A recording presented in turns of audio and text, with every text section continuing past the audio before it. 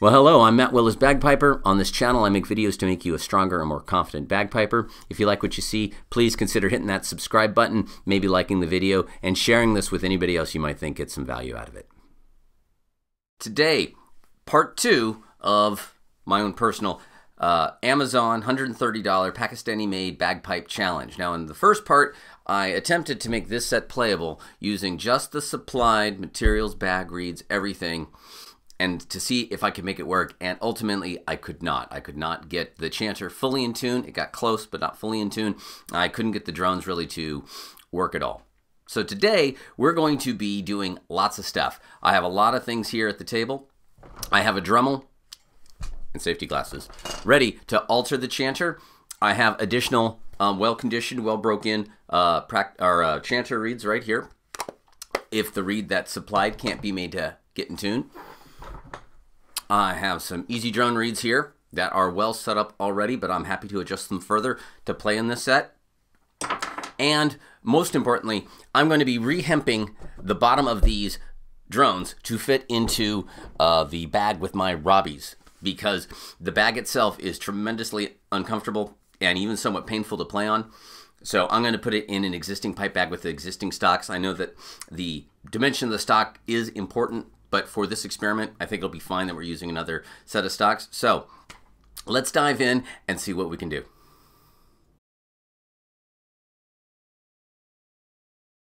So I think first and most importantly, we have to get this chanter in tune. If you don't have a good chanter sound, then really none of the rest of it matters. The drones, yes, tremendously important, but at the end of the day, this is the pipe that makes the melody. So I still have the reed from last time with the tape set up from last time. So I've got the broad tuner right over here, and I'm going to play this by mouth. Again, I don't mind getting a little moisture on the reed. It hasn't had that much playing time other than what little you saw in the last video. So I don't mind a little moisture getting here. We're going to play against the broad tuner here and see what we might need to do to get this chanter into tune.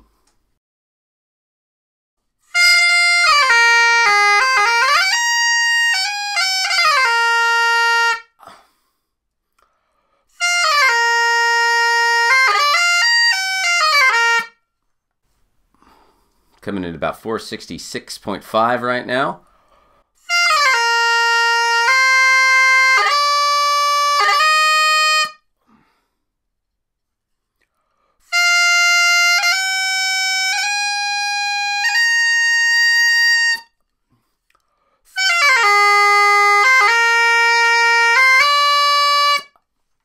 So at the moment, the C and the F are by far the most out of tune. I'm going to see, we're going to try a different reed in here. This reed is pretty thin and it's pretty easy. So we're going to put a reed that I know is going quite well. A McGarity reed that I've been using in a lot of my videos lately. So we're going to stick this guy in here and just see what response we might get out of a well-conditioned highland chanter reed. Already a lot more volume, a lot more crack and punch to the sound. But we're going to have to take a serious amount of string off. In fact, the hemp came right off when I pulled the reed out. I'm going to just seed it without any hemp at all and see what it does.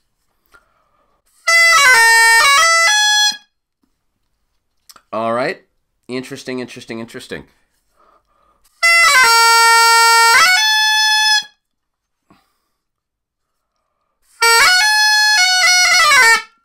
Okay, so we're going to try a couple more reeds right here, but I'm suspecting the reed seat itself appears to be too narrow to allow me to get this chanter reed fully seated as deeply as it needs to be. The high A is nowhere near. It's hundreds of hertz away from where it should be. So let's try another reed and see just what happens with this guy.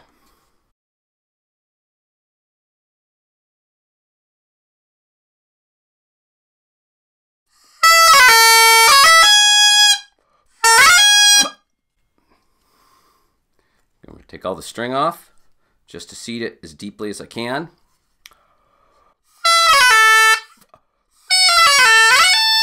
Okay, that one, the A is starting to come in, so let's take a look. This might be able to work for us.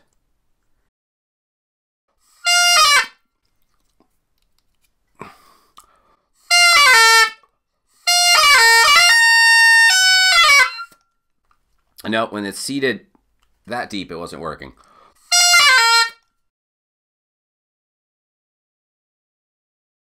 All right, I have several different brands here, so we're going to try quite a few different ones. These are all of various age and strength. Here's kind of a no-name, old, non-ridge cut reed.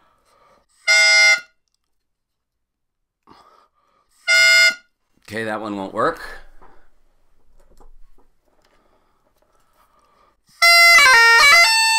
Oh, okay, so we have a Melvin here, a Melvin reed.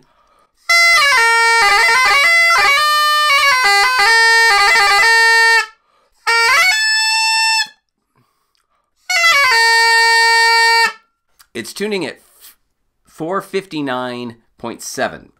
So we're actually below B flat right now.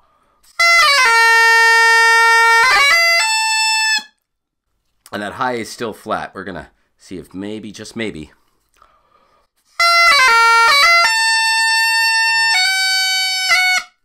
Take some of that tape off a high G from our previous setup.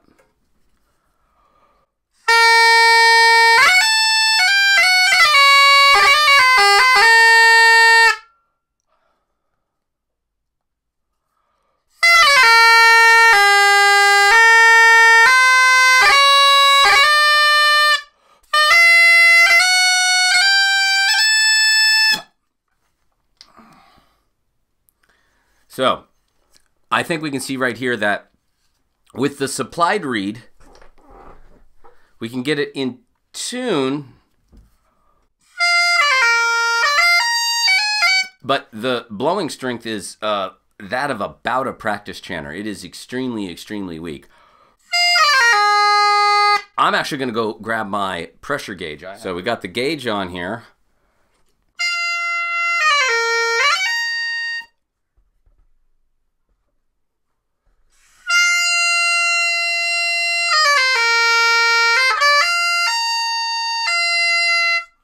So it was tuning right about there. That's 22, 23 or so.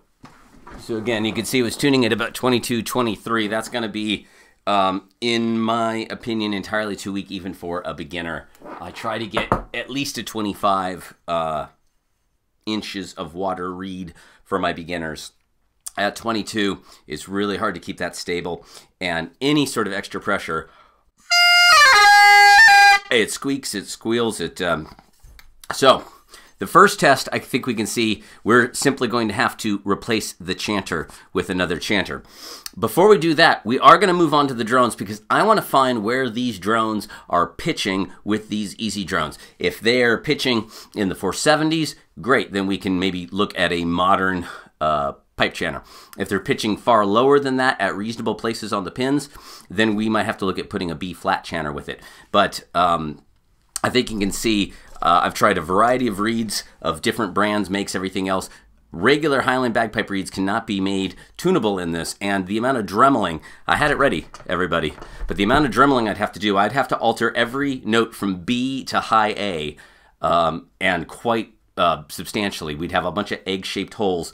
That's not only unreasonable for a beginner to think about doing, but even for a more experienced piper, it'd be uncomfortable under your fingers, and it's a thin sounding chanter in any case, but it does work to some degree with the supplied reed, but it is very, very weak, and the other reed was even weaker that it came with. So we're going to move on to the drones now. All right, we're moving on to the drones now. I'm going to go to my favorite drone tuning app, which is actually the iStrobosoft tuner by Peterson, and we're going to see how these do. So go ahead and take out the supplied reed and let's replace it with this Ezeedrone right here. So it fits in the reed seat without me having to change the hemp.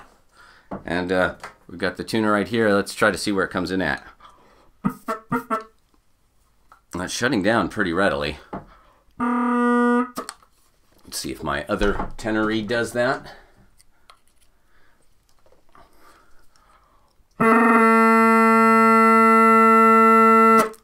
All right, so tuning where it's supposed to, you know, showing just the little bit of string, which we all love, looks great. It's tuning at 225 here. If we double that for the low A, that's getting us at 450 for where this is at. That is exceedingly low pitched. So we need to do everything we can to bring this up in pitch. Or maybe even down in pitch. I mean, we can get these set to concert A. I do have an A440 Chanter, but that would just sound weird. That's not where our ear wants to hear a set of Highland pipes. Even B flat feels quite deep in tone. So I've screwed the reed in, and now it's shutting down with it that far in. Let's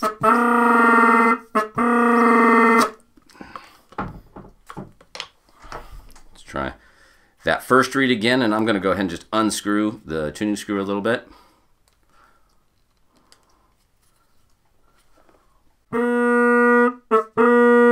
Okay, it's shutting down. We'll go ahead and open it up a little. Shutting down.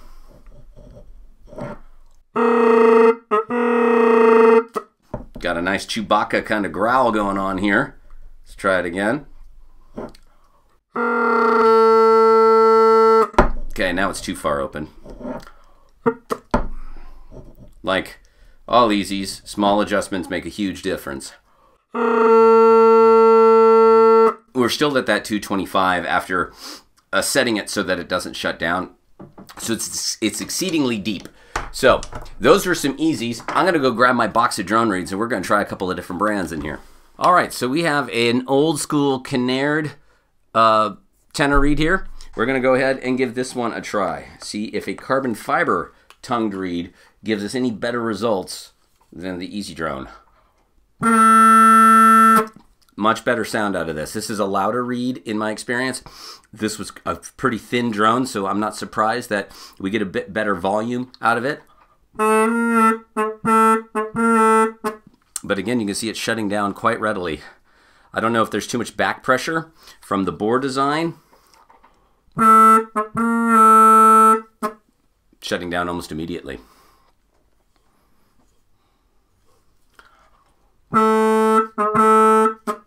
And you can see where that bridle is sitting. If you zoom in, I can't with the pipes here. It's only a few millimeters from the band that actually holds the reed in place. So that one's shutting down too readily. Let's go through here and see what else I might have. Here's the other reed that goes along with that first set here. So we're going to see if maybe, just maybe, it will work. I'm not blowing very hard again. All right, so that there's no like weird stuff going on, like maybe he was using bad non-working drone reeds or anything like that. I think it's important. Here's the same reeds I was just using on this Pakistani set right here. So here was the Ezee.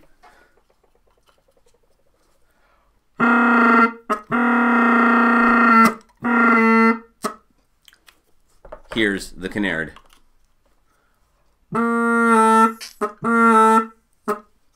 Now, we're going to try these same reeds in my 2018 set of Peter Henderson Heritage pipes. Again, just mouth blowing them real quick, just to show you that the reeds themselves work just fine. I might have to take a minute to adjust them. I've moved all the bridles on all these. But that's actually where these Ezees came out of.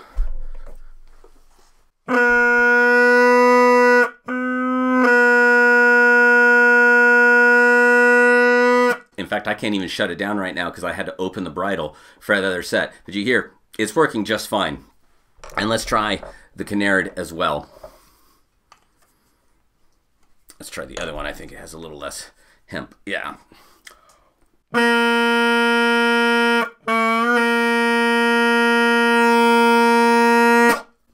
So you can see these same reeds function just fine in a set of quality made Highland bagpipes, and they're not working in any way with the Pakistani set. I thought it was important to show both of those. All right, and also for full transparency, here's that reed case and the conditioned reeds I was using earlier.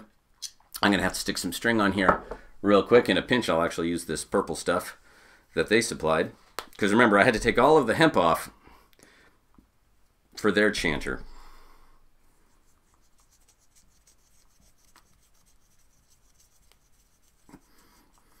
And here's just a Campbell tunable chanter, what I use regularly.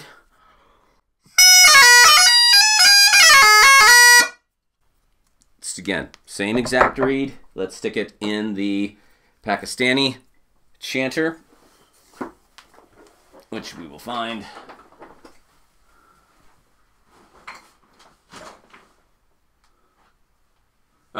over here. There we go.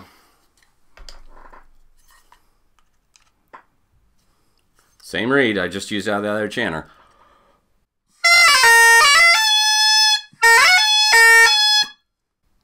And it cannot, again, I took all of the hemp off it. It cannot be seated any deeper without drilling open the reed seat. And then there's a whole bunch of worms that you can start having there. So again, Highland chanter reed not able to be made playable in this chanter. And the supplied reed,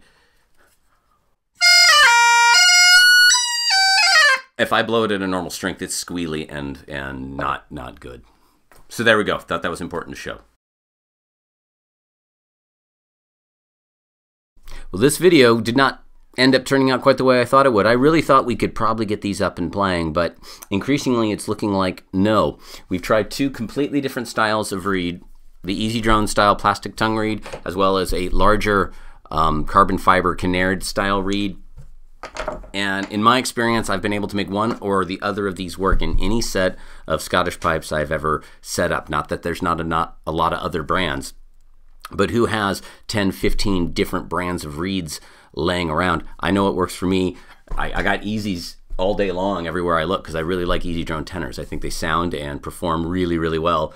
The Ezeedrone inverted bass is a great reed. There's a lot of other great bass drone reeds. Balanced Tone makes a great bass drone reed. So there we go. The drones I can't make playable. The chanter that was supplied with cannot be reeded with Highland chanter reeds, whether they're ridge cut or French cut. They won't seat deeply enough. You can't get them into tune, and you'd have to Dremel the chanter to an extreme degree. The bag, as we found out in the last video, was not functional. We were going to attach it to this bag, but if we can't make the drones even sound, and they shut down at, I would say, 18 or 19 inches of water, then there's no point in continuing this challenge. So funnily enough, the last video with the complete setup of materials that it came with gave us a more successful test than actually trying to swap things out for Highland bagpipe components.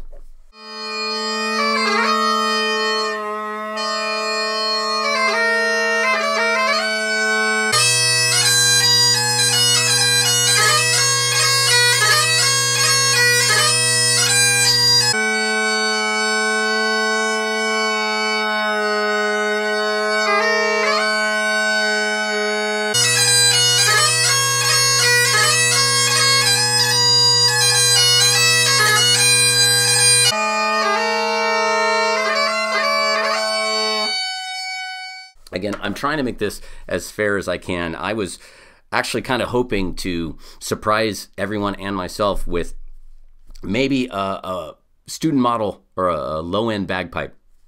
That might be surprisingly playable. In other markets, the inexpensive instruments have really come up in quality a lot. From what I can see, from 1996 to 2019, the Pakistani bagpipes have not gone on. They've not gone up in quality. In fact, the bag that I was supplied in 96, a leather bag, it was not nearly as awkward. I had to re-tie in everything, which took me a little while. I didn't know what I was doing. The tie-ins weren't airtight, but the bag itself was airtight and was able to be seasoned to be airtight. This bag is airtight enough, but completely awkward. The blowpipe stopped coming out. As other people noted, the drones, it looks like, you know, Kylo Ren's lightsaber. The test of the Pakistani bagpipe ended up being a complete failure, but I think it's educational for everyone to know what they're getting involved with, and in this case, it looks like it can't be made playable. I turn bagpipes around all the time. I have people bring all sorts of bagpipes in here, and I'm able to make them play, but this set is beyond my particular skill set and is not worth anybody else's money or time to set up. So it kind of bums me to say that, but it is what it is. So if you found this video useful, please consider giving it a thumbs up or a like, subscribe, all of that stuff. I'm going to be doing lots more videos. The Pakistani challenge is now officially complete. I thank you for watching these. Matt Willis Bagpiper, and cheers, everybody. Thanks.